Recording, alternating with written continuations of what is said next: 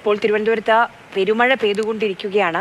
ഇന്ന് രാവിലെ ചുട്ടുപൊള്ളുന്ന വെയിലിലായിരുന്നു അവർ സമരമുഖത്തിരുന്നത്. ഇപ്പോൾ പേമാരി പെയ്ത്താണ്. അപ്പോഴും ആ സമരമുഖത്ത് തന്നെ തുടരുകയാണ്. നമുക്ക് ആ ദൃശ്യങ്ങളിലേക്ക് പോകാമെന്ന് വിചാരിക്കുകയാണ്. കുട പിടിച്ചും കുടയില്ലാതെയും ഒക്കെ സമരമുഖത്ത് ഇരിക്കുകയാണ്. നമ്മൾ അപ്പോഴും അവരുടെ പോരാട്ട വീര്യം നമ്മൾ പറയണം. അവിടെ ഇരുന്ന് മുദ്രാവാക്യം വിളിച്ചുകൊണ്ട് അവരുടെ അവകാശങ്ങൾക്കായി പോരാടുകയാണ് ആശാപ്രവർത്തകർ.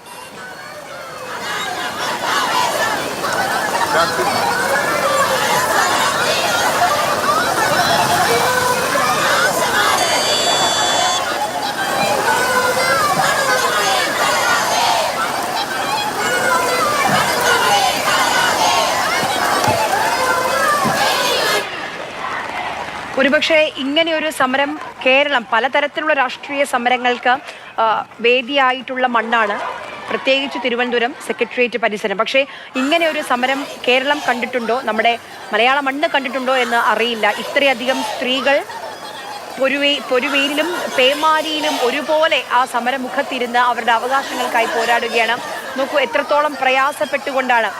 പലർക്കും കുടയില്ല, കിട്ടിയ ടാർപോളിൻ ഷീറ്റിനൊക്കെ അകത്ത് കയറി നിന്ന് പ്രതിഷേധിക്കുകയാണ്, മുദ്രാവാക്യം വിളിക്കുകയാണ്. ആ മഴ പെയ്ത് നനഞ്ഞ റോഡിൽ കുത്തിയിരുന്നാണ് അവരുടെ പ്രതിഷേധം. അവർ മുദ്രാവാക്യം വിളിക്കുന്നത് പോലെ ഞങ്ങളെ എന്തിനാ വെയിലിൽ നിർത്തി, ഞങ്ങളെ എന്തിനാ മഴയിൽ നിർത്തി എന്ന മുദ്രാവാക്യമാണ് അവർ ഉയർത്തുന്നത്.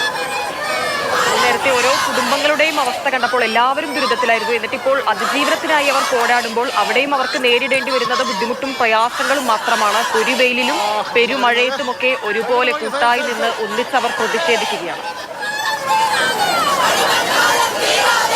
അമൽ തെനമർമൽ നമുക്കൊപ്പം അവിടെ നിന്ന് ചേരുന്നുണ്ട്. അമൽ, പേമാരി പെയ്ത്തിലും പിന്നോട്ടില്ല.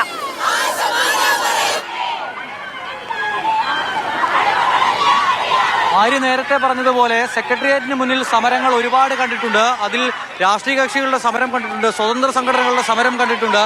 പക്ഷേ സമീപകാലത്ത് ഇങ്ങനെ ഒരു സമരം സെക്രട്ടേറിയറ്റിന് സാക്ഷ്യം വഹിച്ചിട്ടുണ്ടോ എന്ന് ചോദിച്ചാൽ അങ്ങനെ ഒരു സമരത്തിന് സാക്ഷ്യം വഹിച്ചിട്ടില്ല എന്ന് പറയേണ്ടി വരും. നിലവിൽ എന്തായാലും ഈ സമരം കനത്ത വെയിലായിരുന്നു ഇന്ന് രാവിലെ മുതൽ. ആ കനത്ത വെയിലത്ത് 8 പേരാണ് തളർന്നു വീണത്. അവരെ ആശുപത്രിയിലേക്ക് മാറ്റിയിട്ട് അധികം സമയമായില്ല.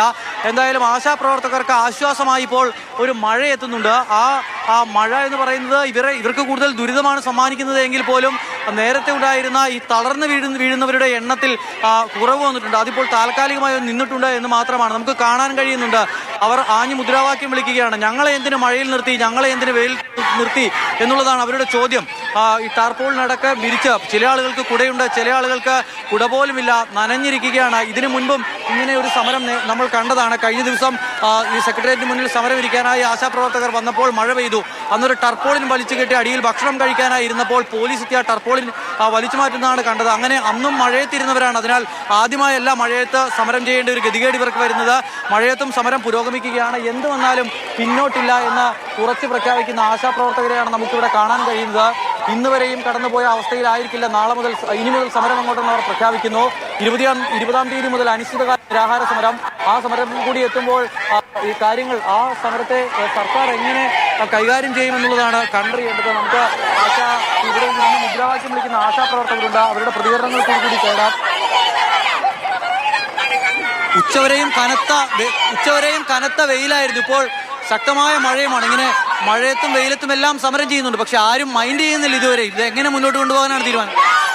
ഇതൊക്കെ കാലം ചോദിക്കുമെന്ന് മാത്രം പറയാനുള്ളൂ. ഈ കനത്ത മഴയും കനത്ത വെയിലിനും കാലം ഉത്തരം നൽകും. ഇതാണ് ഇവർ പറയുന്നത്. ഇതിനെല്ലാം കാലം മറുപടി പറയും. ഇങ്ങനെ മഴയത്തിരുത്തിയതിനും വെയിലത്തിരുത്തിയതിനുമൊക്കെ കാലം മറുപടി പറയുമെന്നാണ് ആശാവർക്കർമാർ പറയുന്നത്. ഇതിപ്പോൾ നമ്മൾ കാണുന്ന ഒരു മുൻനിര മാത്രമാണ്. ഇതിന് പിന്നിലേക്ക് നിരവധി ആശാപ്രവർത്തകരുണ്ട്. സെക്രട്ടേറിയറ്റ് ഉപരോധം ആരംഭിച്ചപ്പോൾ പങ്കാളിത്തം ഒരല്പം കുറവായിരുന്നു. അപ്പോൾ നമ്മൾ പറഞ്ഞത്, രാവിലത്തെ വാർത്തകളിലൊക്കെ പറഞ്ഞത്, ഈ സമരത്തിൽ സർക്കാരിന്റെ ഒരു പ്രതിരോധ തന്ത്രം വിജയം കണ്ടു. ഇന്നിപ്പോൾ പാലിയേറ്റീവ് കെയറുമായി ബന്ധപ്പെട്ട് നടത്തിയ ചില ക്യാമ്പുകളും മറ്റുമൊക്കെ ഉണ്ട്. ആ പരിശീലന ക്ലാസ്സുകളിലേക്കൊക്കെ ആളുകൾ പോയത് മൂലം ആശാവർക്കർമാരുടെ എണ്ണത്തിൽ, സമരത്തിൽ പങ്കെടുക്കുന്നവരുടെ എണ്ണത്തിൽ കുറവുണ്ട് എന്നാണ് ഞാൻ 7 മണിക്കും 8 മണിക്കുമൊക്കെ വാർത്തയിൽ ഇവിടെ നിന്നും ലൈവ് നൽകിയപ്പോൾ പറയേണ്ടി വന്നതെങ്കിൽ ഒരു 9 മണി മുതൽ 10 മണി മുതൽ അതുപോലെ ആയിരുന്നില്ല സാഹചര്യം. സംസ്ഥാനത്തിന്റെ വിവിധയിടങ്ങളിൽ നിന്നും ആശാപ്രവർത്തകർ സെക്രട്ടേറിയറ്റിന് മുന്നിലേക്ക് ഒഴുകിയെത്തി. സെക്രട്ടേറിയറ്റിലേക്ക് മുഖ്യമന്ത്രി അടക്കം മന്ത്രിമാർക്ക് കടന്നു പോകണമെങ്കിൽ ഒരൊറ്റ ഗേറ്റ് മാത്രം, കണ്ടോൺമെന്റ് ഗേറ്റ്, ആ ഗേറ്റിലൂടെ മാത്രം കടന്നു പോകാം. മറ്റുള്ള മുഴുവൻ ഗേറ്റുകളിലും ബാരിക്കേഡ് വെച്ച് അടയ്ക്കേണ്ട ഒരു അവസ്ഥയിലേക്ക് പോലീസ് എത്തി. ഒരു വഴിയും ആളുകൾക്ക് കടന്നു പോകാൻ കഴിയാത്ത അവസ്ഥ. നഗരത്തിലെ ഗതാഗതം പല വഴി തിരിച്ചുവിടേണ്ടി വന്നു. ഇപ്പോഴും ആ ഗതാഗതം പുനഃസ്ഥാപിക്കാൻ കഴിഞ്ഞിട്ടില്ല. സാധാരണ നിലയിൽ ഒരു സമരം സെക്രട്ടേറിയറ്റിന് മുന്നിൽ ഇത്രയധികം സമയം വഴി തടഞ്ഞ് തുടരുകയാണ് എങ്കിൽ അതിനെ പോലീസ് നേരിടുന്നത് ഏത് തരത്തിലാണെന്ന് നമ്മൾ പലവട്ടം കണ്ടിട്ടുള്ളതാണ്. പക്ഷേ ആശാ വർക്കർമാർക്ക് മുന്നിൽ വഴങ്ങേണ്ടി വരുന്നു പോലീസിന്. ശക്തമായ നടപടികളിലേക്ക് പോകാൻ കഴിയുന്നില്ല. അങ്ങനെ ഒരു നടപടിയിലേക്ക് പോയാൽ അതുണ്ടാക്കാൻ പോകുന്ന ഭവിഷ്യത്ത് എന്ത് എന്ന് ആഭ്യന്തര വകുപ്പിനും പോലീസിനുമെല്ലാം നല്ല ബോധ്യമുണ്ട്. അതിന്റെ അടിസ്ഥാനത്തിലാണ് അങ്ങനെ ഒരു കടുത്ത നടപടി ഒഴിവാക്കുന്നത്. നിലവിൽ എന്തായാലും ഓഫീസ് സമയത്തോട് അടുക്കുകയാണ് കാര്യങ്ങൾ. സർക്കാർ ഓഫീസുകൾ വിട്ട ആളുകൾ പുറത്തേക്ക് ഇറങ്ങുന്നു. സെക്രട്ടേറിയറ്റിന് മുന്നിലാണ് ഈ സമരം നടക്കുന്നത്. കനത്ത മഴ കൂടിയുണ്ട്. നഗരത്തിൽ ശക്തമായ ശരി അമൽ, ഇപ്പൊ അമൽ ആ മഴയിൽ നിന്നാണ് നമ്മളോട് സംസാരിക്കുന്നത്. പക്ഷേ ഈ സ്ത്രീകളെ സംബന്ധിച്ച് ഇതല്ലാതെ ഇനി ഒരു ഇതിൽ നിന്ന് പിന്നോട്ട് പോകാൻ കഴിയില്ല. അവരുടെ ജീവനും അവരുടെ പ്രിയപ്പെട്ടവർക്കും വേണ്ടി ജീവിക്കാൻ വേണ്ടി അന്നന്നത്തെ ആഹാരത്തിന് വേണ്ടിയുള്ള സമരമാണ്. അങ്ങനെ വേണമെങ്കിൽ അങ്ങനെ തന്നെയാണ് പറയേണ്ടത്.